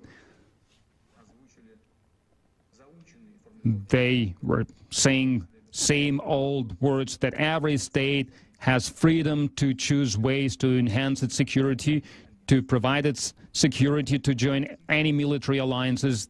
So nothing changed in their position. They talk about the same open doors policy. More than that, once again, they try to blackmail us. Once again, they threaten us with sanctions. And I think they will still impose those, introduce those, as strong and as more powerful our country becomes. They will always find an excuse to introduce more sanctions, regardless of the situation in Ukraine, that is. The only goal they have is to contain the development of Russia. And they will do that like they did it before, without any formal excuse, only because we exist. And we will never concede our sovereignty, our national interest, and our values. And I want to be frank, in the current situation when our proposals about equitable dialogue, about principled matters, had no response from the U.S. and NATO, when the level of threat for our country is becoming greater and greater, Russia has every right to take countermeasures to enhance our own security. And that's how we plan to act. As for situation in Donbass, we can see that the Kiev elite keeps stating publicly about lack of willingness to implement the Minsk agreements to settle the conflict. They are not interested in peaceful resolution. Vice versa, they want to start blitzkrieg like it happened back in 2013 and 2015. And you remember how it ended. Now, almost every day, they are shelling settlements in Donbass. They have amassed large troops.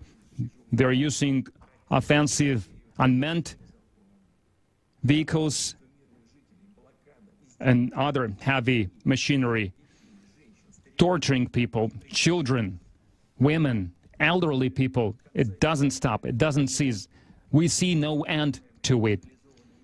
And the so-called civilized world,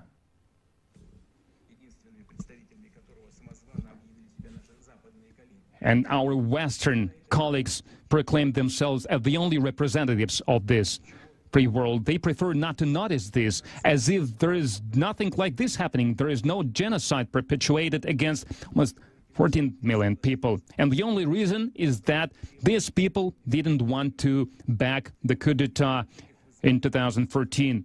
They stood against the nationalist movement, the movement towards nationalism, Stone Age nationalism and Nazism, and they want to defend their basic rights to live on their land, to speak their native language, to preserve their traditions and their culture. How much longer that could go on? How much longer can they bear it? Russia did everything it could to keep the territorial integrity of Ukraine. We tried hard to implement the resolution of the Security Council of UN 2202 that endorsed the Minsk agreements on resolving the situation in Donbass. But everything was done in vain. The presidents are changing, the parliament members are changing, but the idea of the aggressive regime is still the same, regime that seized the power in Kyiv. It was created by the coup d'etat of 2014, and those who chose the way of violence, they admit they see no other way to resolve the Donbass crisis other than the military way. In this regard, I deem it necessary to make a decision that should have been made a long time ago, to immediately recognize the independence and sovereignty of Donetsk People's Republic and Lugansk People's Republic. And I would like to request the Federal Assembly to support, to back this decision and ratify the agreement of friendship and mutual help with both republics. We will draft this document and sign these documents in the near future.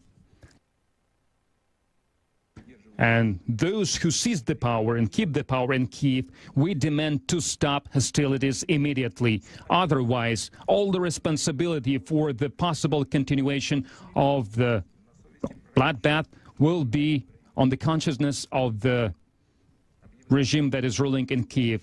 By declaring these decisions, I'm confident that I will have support of the people of Russia, all the patriotic forces of Russia. Thank you for your attention. Okay, there we go. There's a historic speech from yesterday with Vladimir Putin, and I thought the crypto thing was there. I forget where I heard that. Forgive me. Yeah, I was if anyone was listening, because I missed it. The crypto part. Yeah, me. Well, he didn't say anything about it, and so I made a mistake, and I forget where it was said. But I'll try to find that and have it on the show for you tomorrow. But I want to point out a couple things. So here's my theory, Jason.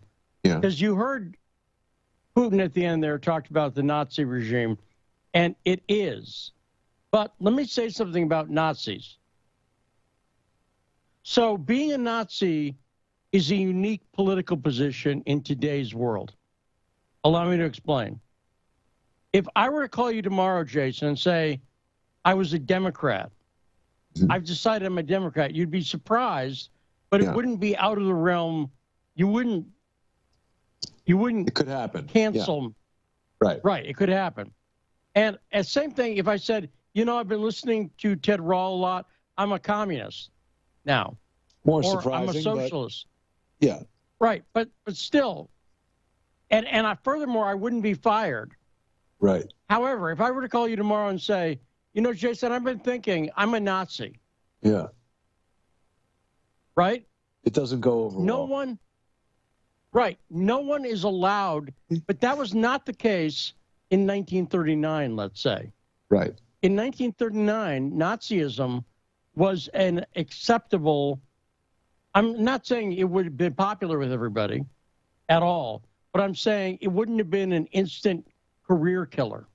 Yeah, like Does if that make you sense? revived the Whig Party or something, people would be like, "Oh, that's pretty good. It was a precursor to the Republicans. Maybe there's something here." Sure, Whig Party, Right. do it. But if you said, "Hey, we're the new Nazi Party," nobody wants to get involved. And again, I'm not saying that that's bad, and it's an obvious result of people figuring out the Holocaust, which people did not know in 1939. Things weren't really quite underway. But it wasn't until June of 1942 when the first articles started to come out in the U.S., for instance, saying, you know, a couple million people have been killed. That's what they said at the time.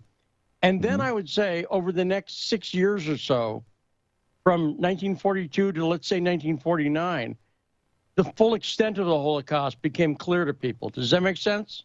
Uh-huh. And that's when it started to become really, you can't say you're a Nazi. Even if you follow me? Yeah, people, I mean, it's disgraceful. Right. And again, I'm not saying it should be otherwise, but I'm saying that that's the way it is. So what I'm saying is some people who at the beginning of the war had joined the Nazi Party, which includes people from Ukraine who joined up with them, they didn't know. Right. It would be like if a guy had married into your family in 1967, and his name Chuck Manson, and everyone's like, "Oh." Find out till a few years later. Right, what that meant. In 1967, he was a quiet, weird guy who plays guitar. You know what I'm saying? Right. That's Charlie Manson in 67. By 70, it was not a good thing to be. And it was the same thing with the Nazis. Yeah. Early on, when some people were joining the Nazis weren't saying, hey, by the way, in a few years, we'll be known as the Party of the Holocaust. Yeah. Does that make sense? Well, they were just fighting communists, weren't they? Or what was the Nazi thing at first? No, I wouldn't say it was fighting communists. It's its own thing. And people should have had a problem with it. It's, by the way, the same thing if I said it's the same thing if I said I was a fascist. Right. If I said to you tomorrow, really I've decided to be that, right? They didn't draw people in with that. They said they were, socialists and nationalists and that kind of thing, right? That's not always the case. In fact, who praised the fascists was Roosevelt. What? At one point, fascism was just like capitalism or communism. It was just another political ideology. But World War II did give fascism a real bad name. Yeah. Follow me? Very bad for the branding. And so, but if you look at the things that make fascism, one of the things is state partnership with corporations. Does that make sense? Yes, and we're seeing that right now. Yes, I would argue, in fact, that the system that people need to be most concerned about that's risen in the world is fascism. Yeah. Because it's very clear. The other thing fascism has is a lot of times fascism, they've got a central leader, and that leader becomes the subject of adoration. You saw it with Hitler, Mussolini, or whoever, right? You follow me? Yeah. So is that Klaus Schwab now? I don't know. I'm not sure because he's not. By the way, did you see Ian Miles Strong posted a picture of Klaus? Have you seen the picture of Klaus Schwab? Ian Miles Strong said he looks like he's on the set of Babylon 5. Did you see that one? I did see that. I did see that picture. He's wearing a very bizarre kind of stellar outer space outfit. But then I think he also posted a picture that was supposed to be Klaus Schwab at a nude beach. And I don't think it was quite high enough resolution to determine if it was Klaus Schwab or some other weird old bald guy. Yeah, I haven't. I'll let you research that one, Jason. Yeah, I know the picture you're talking about. That's weird. But feel free. If you want to Google that one extensively, feel free. We'll leave it alone. And by the way, when I say Google that one, it's not dirty, Saul. Don't worry. Yeah. So it's not a euphemism. You raise a really interesting point, Lee, because it goes back to Biden's speech, where Biden basically just kind of like gave himself a wedgie in that speech. He was saying like, oh, well, we're going to, look at what Russia does, not what they say. And if you apply that to Biden, he can't be trusted at all. Right. And here's part of the problem they've got that they couldn't have anticipated. Canada. I think the Biden truckers' convoy. No, Biden couldn't have. Right. Biden couldn't have anticipated that Canada would become a fascist state, because that's what's happened. You've seen they want to extend the emergency powers indefinitely. Wow. And they've said that. And Christina Freeland's one of the people. And he could not have anticipated that Christina Freeland. I was talking to my son Shane about this. He called last night, and I was talking to him about it. I've been talking about Christina Freeland on my radio shows here on Radio Sputnik for about 3-4 years now, on and off. And do you know who cared about Christina Freeland 3-4 years ago? Nobody. Yeah. Nobody. I talked about it, and it's the same thing with Ukraine. Jason, because, we've been friends for a while, and we've been doing shows together for a while, that I have been obsessed with the Ukraine story, and there's no better word for it, is there?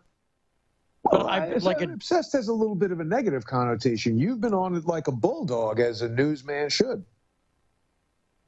By the way, obsessed for me doesn't, I know what you mean, but. Yeah. In a good way, you've been obsessed with it. You are the most knowledgeable American person on this topic that I know. Well, I'll tell you what I'm most knowledgeable on how Ukraine fits into the wider picture of Russiagate and Christina Freeland and how that fits. It's the overall framework. I know that real well. I get individual facts. Friends of mine, my friend Kelly, is very good at reminding me when I screw stuff up. I'll say stuff incorrectly. I called, I named the wrong CIA operation. I called it paper. Remember a couple weeks ago, I referred to paperclip. I meant hydroplane or whatever it is. Okay. See, even there, I may be getting it wrong. Yeah, I don't know Operation Hydroplane. Well, it's whatever the Ukrainian operation was, and it begins with a hydro something. And I can't remember it now because, I'll tell you, when I'm not doing the show, I'm really researching almost all the time. And that means taking in lots of new information on top of what I had and trying to integrate it.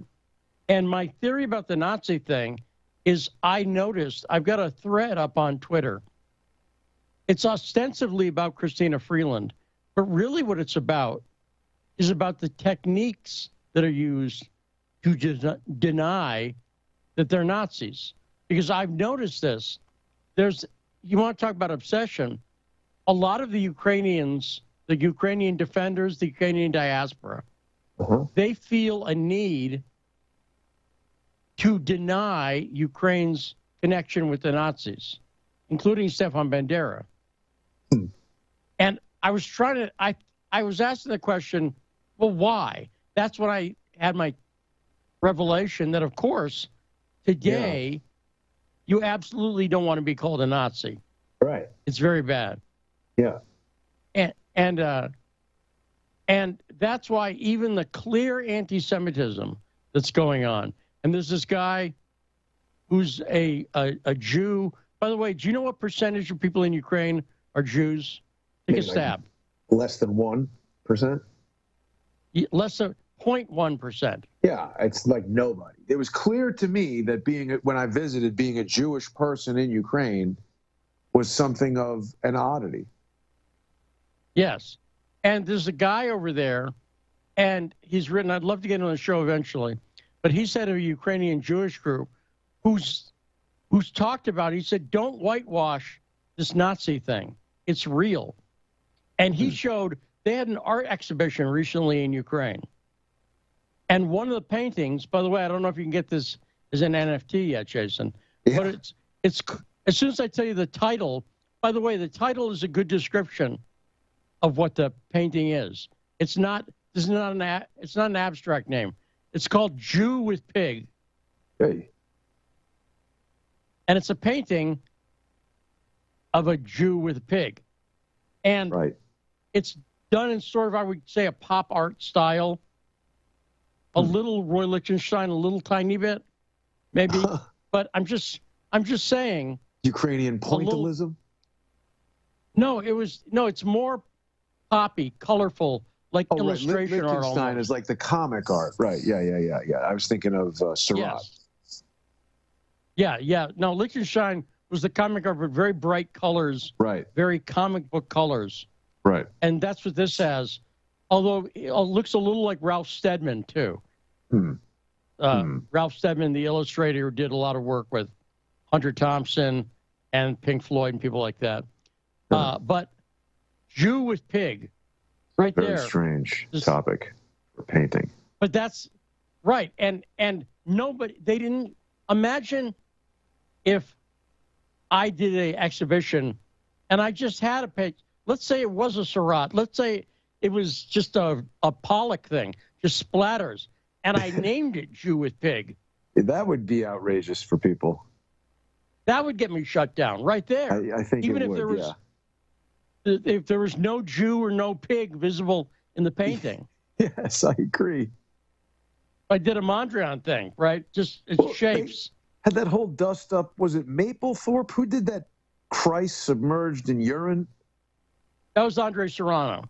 Serrano. Right. And then he also did the painting of John Kiriakou, right? He did. Yeah, he did one. Yeah, and again, I'm one of those people who I don't get overly freaked out about Serrano. He does interesting work. Or Mapplethorpe, by the way. Well. But, that's me. So, but if either one of them did Jew with Pig, Robert Mapplethorpe's Jew with Pig might be some trouble. But it occurs to me that on this Ukraine thing, people are still just figuring it out. But I wanted to play the whole speech. Thanks for the analysis, Jason Goodman. We'll be on tomorrow on our Patreon show. Tell people where they can find the Crowdsource the Truth High Dive show, Jason. If people go to crowdsourcethetruth.com, they can link to all of the Crowdsource the Truth social media properties. High Dive is on Patreon and Subscribestar. We'll see everybody there tomorrow. Okay, there we go. Great job. Thanks so much to Saul. Thanks so much to Rod. Thanks to everybody who called in. It's too many people for me to even remember, but there was a lot of you. Thank you all. Great calls. As usual, we'll be back tomorrow with more. We'll be talking more about Klaus Schwab. We'll be talking about stakeholder capitalism tomorrow. And we'll be talking about Christina Freeland all week here on The Backstory.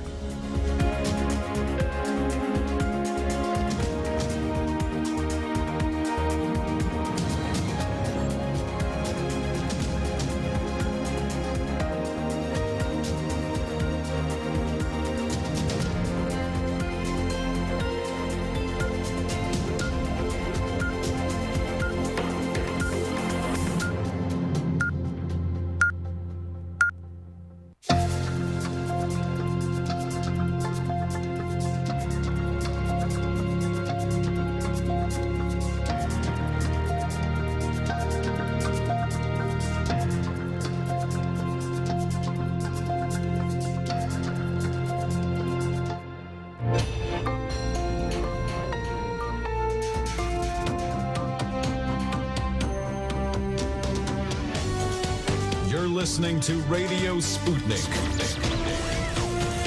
Telling the untold.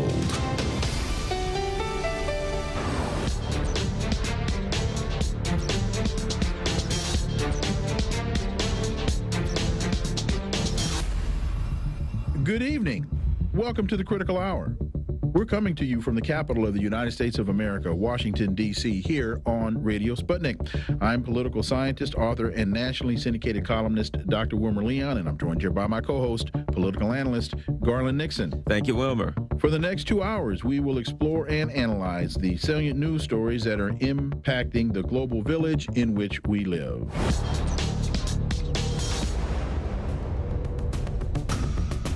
Recognition of Donbass and warning to Kyiv. President Putin said that